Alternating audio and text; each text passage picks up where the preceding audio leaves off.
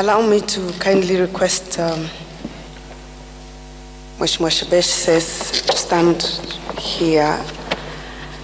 Naisula Elachi. Don't worry, they will not talk.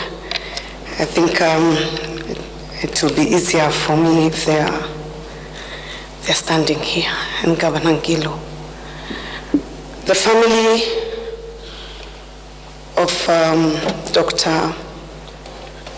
Joyce Laboso, Her Excellency, Your Excellency, the Deputy President, Speakers of the National Assembly and the Senate, Cabinet Secretaries present, and my colleagues. This is not a speech on behalf of the governors, this is a speech on behalf of friends, and because we couldn't trust ourselves, we decided to put it down in writing. If I get stuck, someone else will finish it. Standing here today to eulogize our dear sister and friend feels almost surreal. It is hard to come to terms with the reality that a daughter, a sister, a wife, a mother, and a friend who was once so vibrant and vivacious is no longer with us. It is a testament of the fleeting nature of this life, which at best can be described as brief, and a reminder that we ought to live our lives conscious of the fact that there are no guarantees, and putting God first, and doing everything we can for one another when we are still alive. The late Dr. Joyce Cherono Laboso Abonyo was our friend, a colleague, a confidant, a companion, and above all, a true compatriot who loved and served her constituency, county, country with great dedication. We have lost a jewel in the crown of our nation.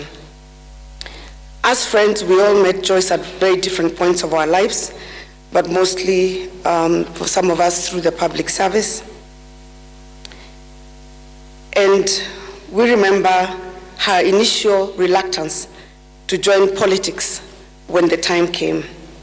But with the support of many others, she went on to thrive and even become the first female deputy speaker. During the 2017 elections, a common calling brought us together. We were all navigating the treacherous path seeking to be elected leaders. For me, her, and Governor Ngilu, we were seeking to be the first women to be elected governors in this country. Like any pioneering achievement, it was very challenging for us as women, jostling through the male-dominated political intricacies and intrigues of nomination and election. In the midst of tremendous pressure, we somehow managed to find great humor whenever we met. We often mused and wondered, what were we thinking when we decided to get into politics? Who sent us here? We were often shocked at the difficulties, especially the insults that sometimes we would wake up to on social media. And would chat and ask, did you hear what they said about me? Did you hear what they said about my hair? Did you hear what they said about my legs? Did you hear what they said about my shoes? And even some of the very unkind things that people always say to politicians about their families, femininity, and personalities. But it was not always all gloom. We often exchanged jokes and shared our experiences on the campaign trail and enjoyed a good laugh about it. We developed an easy fondness with each other, all of us, as we weighed the heavy issues that came with the high stakes of political office. We were pleased and grateful at the end. Many of us managed to get elected, and those who didn't managed to get an office. Joyce had a very special way to all of us of bringing our focus back to the fact that we had a God-given task to serve his people. She often said that her aim was to make that woman in the village proud of her. She often reminded us that we were honored by the sacred trust of the people who voted for us, and we had a duty to live up to the honor of that high calling. She was also always quick to remind us that we are very flawed, especially when we had a problem with our critics. She urged us to be more tolerant to our critics and not take matters to heart. As you know, some of us cannot quite be described as calm and patient. We did our best to heed her advice, even if it did not come very naturally to us.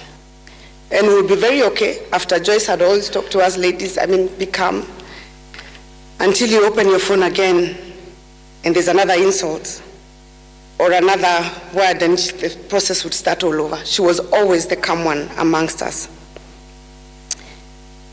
This gospel she especially preached to my sister, Honorable Shebesh, whose friendship is the kind that is fiercely loyal. Even when Joyce was the aggrieved, she would be the one to call good sense and reason to the actions that some of us were plotting to take. Joyce always reminded us to forgive and let be. As one of the generals in the Women's Brigade that shaped the second phase of the presidential elections, the late Joyce Laboso was a gentle yet firm voice of reason. She would compel us to calm down when things got very charged. It was in her nature to be steadfast, sober, and calm, a quality that made her an impeccable leader. She always advocated and strived to maintain unity amongst her friends and leaders, and encouraged us always to lead by example. In all honesty, just these couple of weeks that she's been very unwell, I cannot tell you how many times in our WhatsApp group people have left it and been brought back, just because she was always the one who used to calm us. Sometimes we would have very heated conversations about politics and people would storm out. She was always the one who would bring us back to a place where people can actually look at each other and face each other in the face and talk. Having this sisterhood represented here, we have leaned on each other for support and laughed through the tears. It is this same spirit of sisterhood that has carried us through the last few months that have been very trying.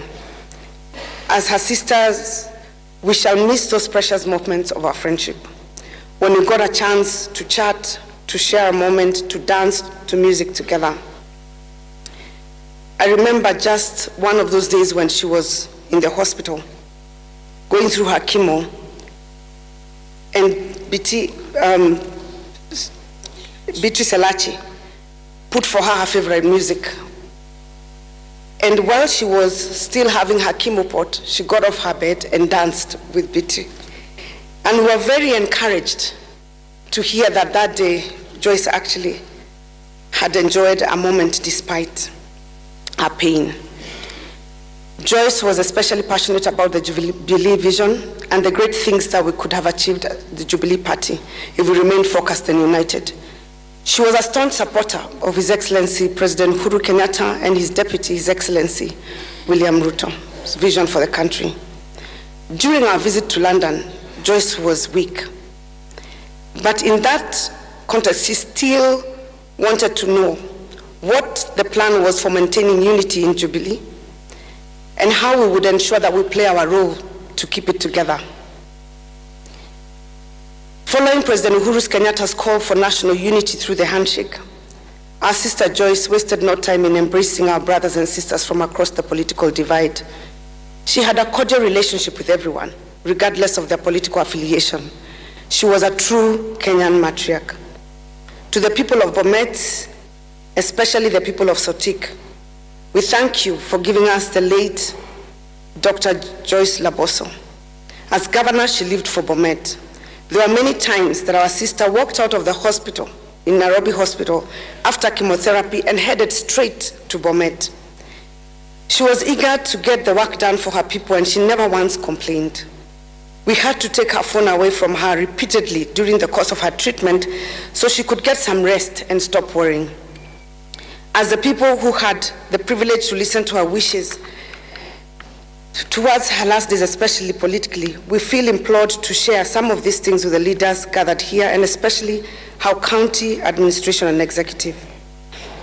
The late Governor Laboso envisioned a mother and child hospital whose designs are done, We pray and hope, Your Excellency, that that project will be finished in this term. The late Governor Laboso also promised the women of this country that she would ensure they stop breaking their backs from fetching water.